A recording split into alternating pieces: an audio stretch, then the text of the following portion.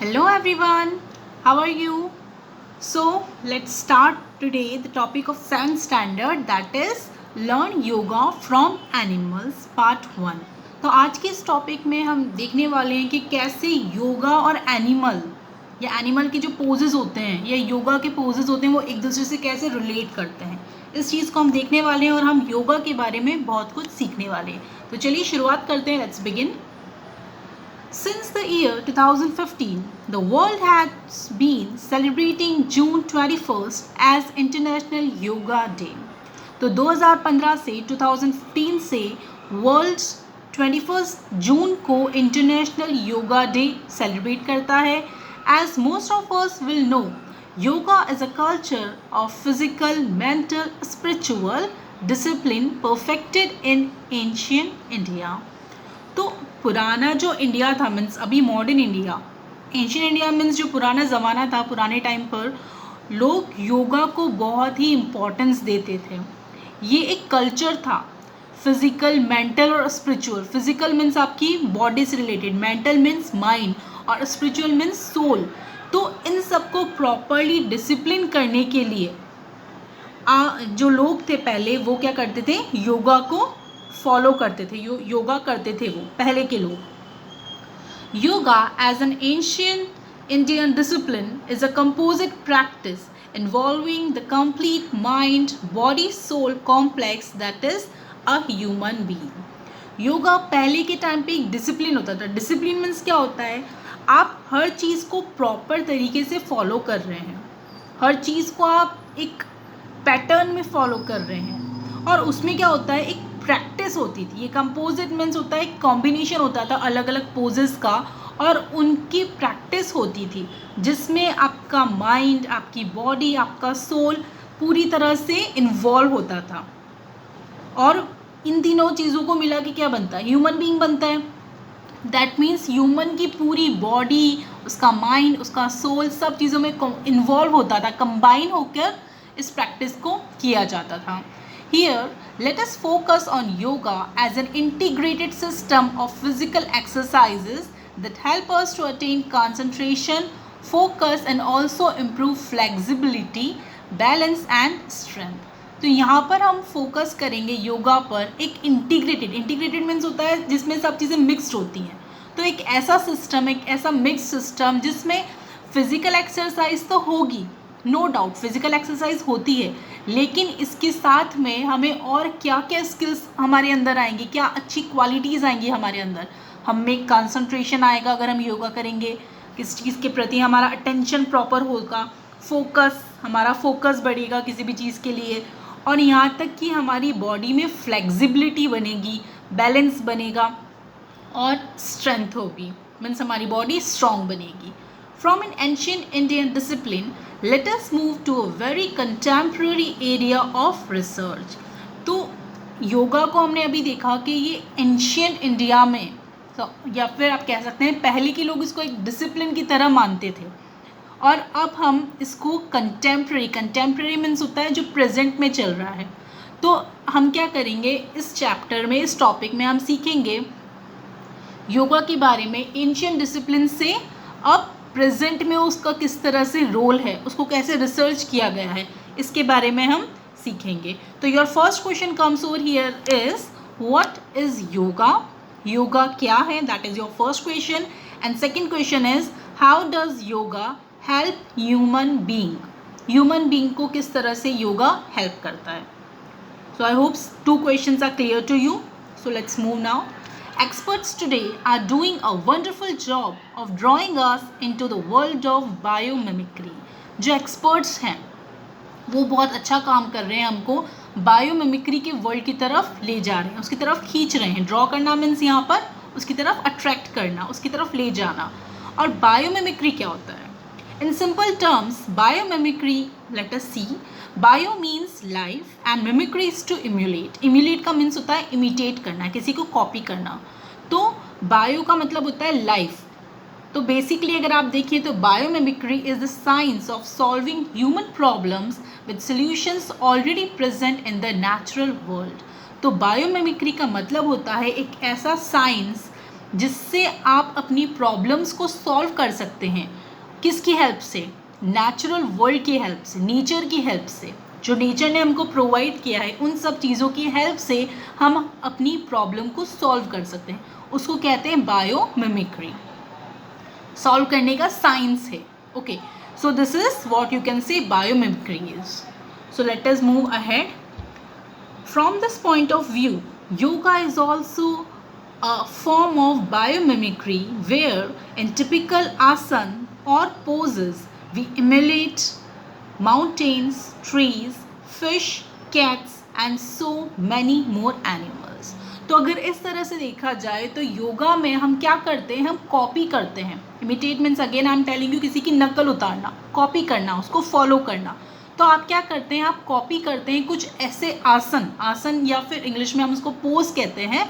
तो कुछ ऐसे पोजेस को या आसन को हम कॉपी करते हैं जो किसकी तरह होते हैं? माउंटेन की तरह होते हैं, ट्रीज़ की तरह होते हैं, फिश, कैट्स और इवन और भी अलग अलग एनिमल्स की तरह हम उनको कॉपी करते हैं। उन एनिमल्स को, उन नेचुरल थिंग्स को हम कॉपी करते हैं और पोजेस बनाते हैं। This helps solve our problems brought on by day to day living such as stiffness and back pain and allows us to feel physically vibrant and mentally sharp. तो ऐसा करने से क्या होता है? हम क्या करते हैं? अपनी जो प्रॉब्लम्स है, डे टू डे की जो प्रॉब्लम्स है, रोज़ की हमारी कई बार क्या होता है? हमारी बॉडी में प्रॉब्लम होती है, हमारी बॉडी एकदम प्रॉपरली बेंड नहीं कर पाती है। कितने ही लोगों को आपने देखा होगा, उनको नीज़ में प्रॉब्लम होती है, उनको अपनी स्पाइन में प्रॉब्लम होती है, उनको कमर में प्रॉब्लम होती है, वो प्रॉपरली बेंड नहीं कर पाते, झुक नहीं पाते।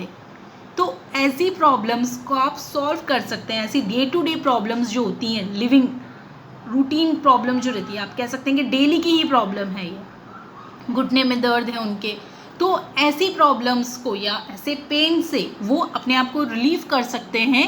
किससे? अगर वो डेली योगा प्रैक्टिस करेंगे तो।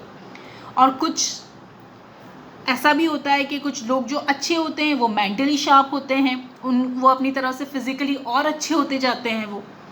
ओके, ऐसा नहीं है कि सिर्फ जिनको प्रॉब्लम्स है वो ही योगा करें। इवन जो परफेक्ट है, जो प्रॉपर है, आपकी बॉडी में अगर कोई भी प्रॉब्लम नहीं है, कोई भी एलिमेंट नहीं है, तब भी अगर आप योगा करेंगे तो क्या होगा? आपको उससे बेनिफिट ही होगा। आपका मेंटली आप शार्प हो जाएंगे, फिजिकली आपकी बॉडी एकदम वाइब्रेंट हो जाएगी, एकदम अच्छी हो जाएगी, फिट हो जाएगी। Before we proceed further, here are a few basic precautions regarding yoga practice. तो आगे बढ़ने से पहले कुछ ऐसे precautions हैं जो हमें ध्यान रखना चाहिए योगा प्रैक्टिस करने से पहले। First is, if you are a beginner, you should start practicing yoga either in the presence of a yoga teacher or join yoga class so that you learn the basics and the do's and don'ts of yoga.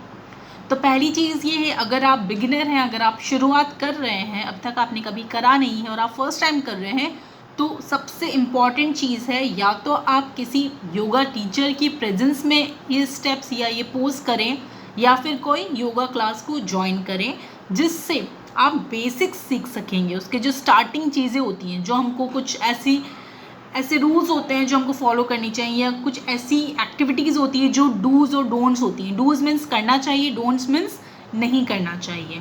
कुछ ऐसे basic things होती हैं, उनके लिए हमको yoga teacher की ज़रूरत होती है या फिर योगा क्लासेस को ज्वाइन करने की ज़रूरत होती है। Second, asan should be practised in a clean, airy and well lit room. तो जो आसन्स होते हैं, आसनाज होते हैं, यहाँ पे हम कह सकते हैं आसनाज या फिर हिंदी में हम कहते हैं आसन।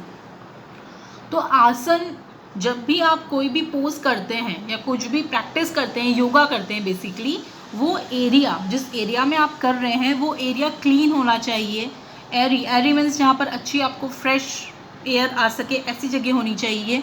और वेल लिट मीन्स प्रॉपरली वहाँ पर लाइट होना चाहिए। ऐसा नहीं कि आप डार्क रूम में कर रहे हो, अंधेरे कमरे में कर रहे हो जहाँ पर आपको हवा ही नहीं आ रही है, बिल्कुल नेचुरल एयर, वेंटिलेशन भी नहीं है, मीन्स एक पैक होके कर रहे हैं, तो वहाँ नहीं होना चाहिए। वो कमरा जो होना चाहिए उसमें एयर ही होना चाहिए। Airy means again I am telling you, जहाँ से आपको नेचुरल एयर मिल सके और प्रॉपरली लाइट होनी चाहिए रूम में। The floor should be level, floor जो है वो प्रॉपर लेवल होना चाहिए। ऊपर नीचे वाला फ्लोर नहीं होना चाहिए, एकदम लेवल में होना चाहिए. It is advisable to use a yoga mat. और ये कहा गया है, एडवाइस किया गया है कि आप योगा मैट भी यूज़ कर सकते हैं. If it is not possible to practise indoors, you may practise on level ground outdoors. और अगर घर में ऐसा कोई आपको लग नहीं रहा है कि नहीं हो पा रहा है, तो इवन आप बाहर भी कर सकते हैं. The best time to practice is in the morning before breakfast और in the evening before dinner. 2 time अच्छे हैं. पहला ब्रेकफास्ट से पहले मॉर्निंग में आप कर सकते हैं और इवनिंग में डिनर करने से पहले आप कर सकते हैं. Some of the poses described below must be learned from an instructor before you attempt to practice them on your own. और इसमें आपको कुछ ऐसे पोजेस डिस्क्राइब किए गए हैं इस चैप्टर में, तो आप उनको कॉपी करने से पहले सही होगा आपके लिए, या उसको प्रैक्टिस करने से पहले आपके लिए ज़रूरी है कि आप किसी इंस्ट्रक्टर से मिलें और उसके सामने ही ये पोजेस करें. उसके बिना, या ऐसा ना हो कि आप बस चैप्टर देख लिया, समझ लिया कैसे करते हैं, और आपने बिना किसी इंस्ट्रक्टर के प्रेजेंस में अगर आपने अकेले करने लग गए तो वो आपके लिए हार्मफुल भी हो सकता है. क्योंकि कई बार क्या होता है, हमें इसके डूज़ और डोंट्स पता नहीं होते हैं और वो हमारे लिए हार्मफुल हो सकता है. इसलिए अगर आप ये प्रैक्टिस करें तो किसी इंस्ट्रक्टर के सामने ही प्रैक्टिस करें. सो देखते हैं हम कौन से एनिमल पोजेज हैं यहाँ पर डिस्क्राइब्ड हैं. Let us look at a few well-known animal poses in yoga. First है भुजंग आसन. भुजंग आसन का हम देखते हैं इसमें. तो bhujang is a beginners pose. ये बिगिनर्स पोज कहलाता है, starting pose. Bhujang in Sanskrit means a cobra. आपने कोबरा देखा होगा, स्नेक का एक टाइप है cobra.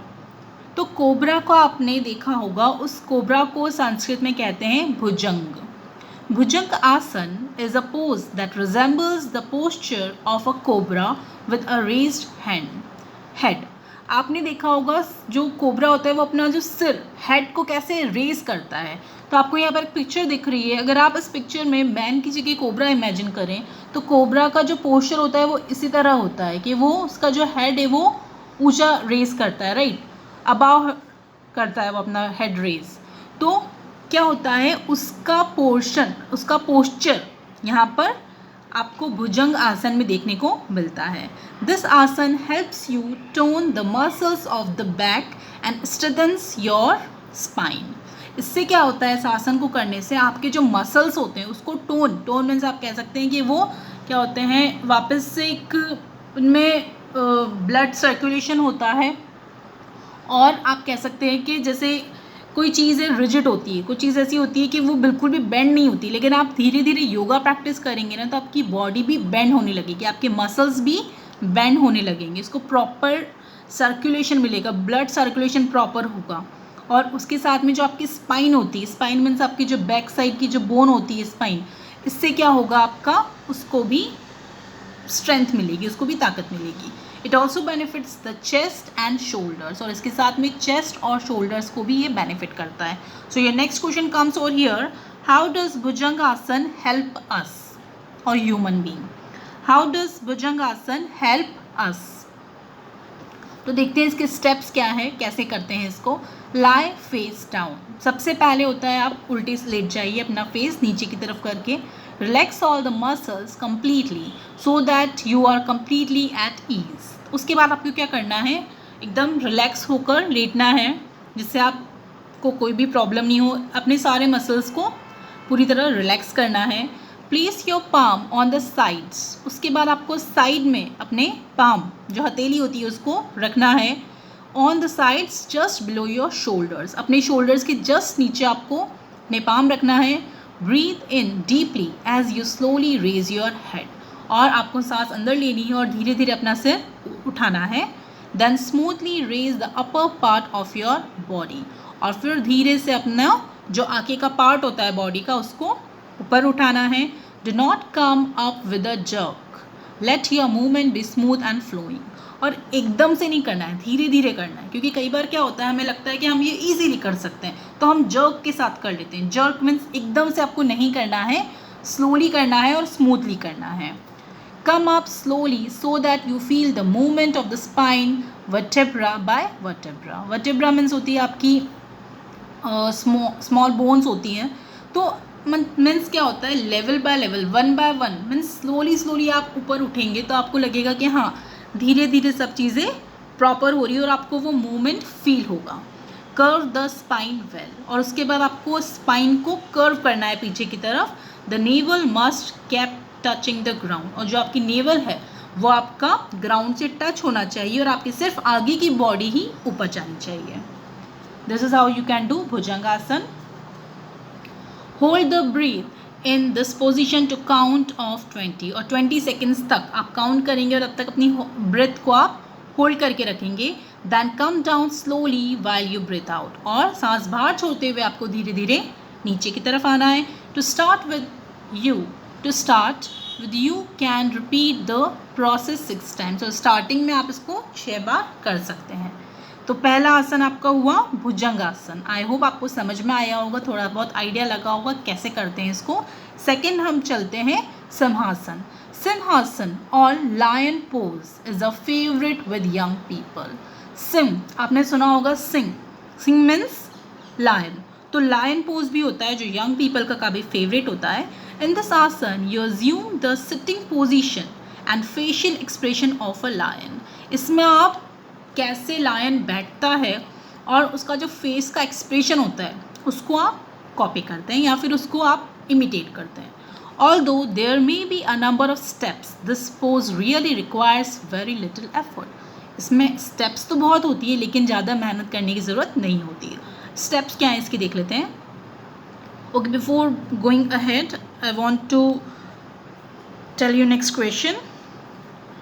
To which animal is simhasan related?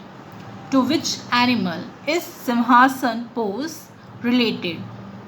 किससे रिलेट करता है? ओके, तो स्टेप्स देखते हैं हम।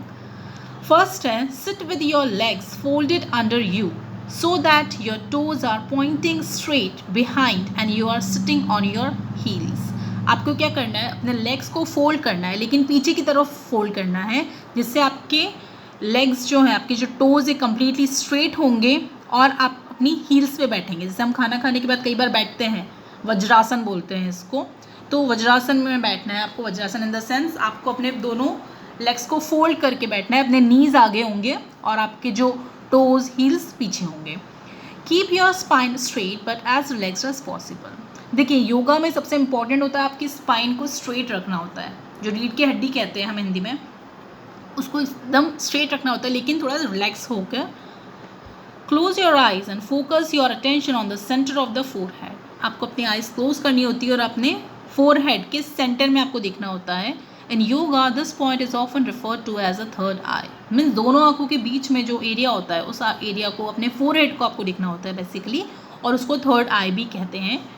Closing your mouth, touch your palate, roof of your mouth with your tongue. अपना माउथ आपको बंद करना होता है और उसमें आपका जो रूफ, जो अपर साइड होता है माउथ का, उसको आपको अपनी टंग से टच करना होता है। Take a deep breath through your nose while your tongue still touching your palate. Means अपने रूफ को आप टच करते हुए आपको नोज से डीप ब्रीदिंग लेनी है, इनसाइड लेना है, ब्रीथ इन करना है। Exhale in one strong move, और एकदम से उसको बाहर, एकदम आपकी जो सांस आपने अंदर ली थी एकदम से उसको स्ट्रांगली बाहर करना है। और उस टाइम क्या करना है, आपको अपनी टंग को sticking out your tongue and opening your jaws as much as possible. Means आपको अपनी जो टंग है उसको बाहर की तरफ निकालना है। आपने देखा होगा लायन को कभी, तो जब रोर करता है तो उसकी जो टंग होती है वो एकदम बाहर आ जाती है, राइट। तो आपको अपनी टंग भी बाहर की तरफ करना है और अपनी जो जॉज हैं वो पूरी तरह जितने पॉसिबल हो उतने आपको ओपन करना है। Also your arms should be thrown out and stretch with your fingers played, और इसी तरह से अपनी फिंगर्स को पूरी तरह आपको स्प्रेड, पूरी तरह आपको खोलना है अपने हाथ को, अपने पाम को, और उसके साथ अपने आर्म्स को भी आपको एकदम स्ट्रेच करना है, बाहर की तरफ स्ट्रेच करना है। Roar at the top of your voice while excelling. जब भी आप सांस बाहर छोड़ेंगे तब आपको रोर करना है। The roar should be with ha sound and should not be a long drawn out one. आपको हा साउंड के साथ, जैसे हम कहते हैं ना हा, जैसे लायन कैसे रोर करता है उसी वे में आपको रोर करना है इस साउंड के साथ, और ज़्यादा देर तक नहीं करना है, थोड़ी देर, जितना देर आपसे पॉसिबल हो उतनी देर. Rather, it should be one strong explosion of breath that empties your lungs in the shortest time possible. Actually करना क्या होता है, थोड़ी सी टाइम में आपकी सारी जो सांस आप अंदर भर लेते हैं उस सब को आपको मीन्स लंग्स तक की जो सांस सारी, ऐसा लगना चाहिए कि आपने लंग्स तक से सांस बाहर छोड़ दी है. और इसमें आपको 20 से 30 सेकेंड्स तक ये काम हो जाना चाहिए. Do not inhale immediately. After this pose, inhale after a few seconds. और इस पोज के बाद आपको एकदम से इनहेल नहीं करना है, मीन्स वापस एकदम सांस नहीं लेना है, आपको कुछ सेकेंड्स के बाद लेना है. Repeat 5 or 6 times. This asana gets or posture gets its name from the way you stick your tongue out as far as possible and the way you hold your fingers played out resembling a roaring lion. तो ये जो आसन है, जो posture है, ये अपना नाम कहाँ से, मीन्स क्यों बोलते हैं इसको सिंहासन, क्योंकि आप जिस तरह से अपनी टंग को बाहर कर रहे हैं और जिस तरह से आप अपने हाथों की फिंगर्स को पूरी तरह फैला रहे हैं, स्प्रेड कर रहे हैं, और आप जैसे लायन की तरह रोर कर रहे हैं, उसी तरह से ये क्या कहलाता है, सिंहासन कहलाता है. मीन्स लायन कोई रिजेंबल करता है. तो आई होप आपको ये वीडियो समझ में आया होगा. आगे का जो रिमेनिंग पार्ट है वो हम नेक्स्ट वीडियो में करेंगे. Okay then, take care, stay safe.